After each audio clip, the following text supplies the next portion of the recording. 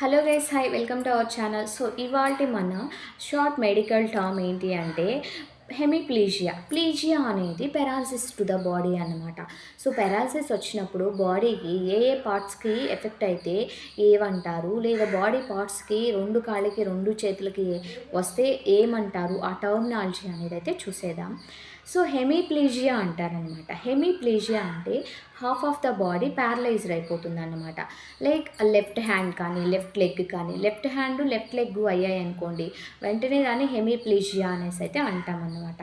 So paralysis to the left hand and left leg అని అయితే అంటామన్నమాట. అలా కాదు, ఒకవేళ రెండు చేతులకు మాత్రమే వచ్చాయి, అప్పర్ బాడీకి మాత్రమే వచ్చింది అనేసి అంటే లైక్ పారాప్లీజియా అనేసి అయితే అంటామన్నమాట. సో పారా అంటే రెండు లిమ్స్ అన్నమాట, అప్పర్ లిమ్స్. సో పారాప్లీజియా అనేసి అయితే అంటాం అనమాట. సో ప్లీజియా అంటే affected to the body paralysis అనమాట. అండ్ వన్ మోర్ థింగ్, క్వాడ్రిప్లీజియా అంటాం అనమాట. క్వాడ్రా అంటే తెలుసు కదా.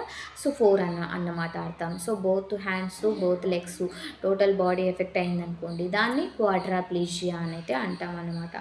సో ఇలాంటి మరిన్ని కండిషన్స్ తెలుసుకోవడం కోసం మన పేజ్ని అయితే ఫాలో అవ్వండి. Thank you guys, and please don't forget to follow.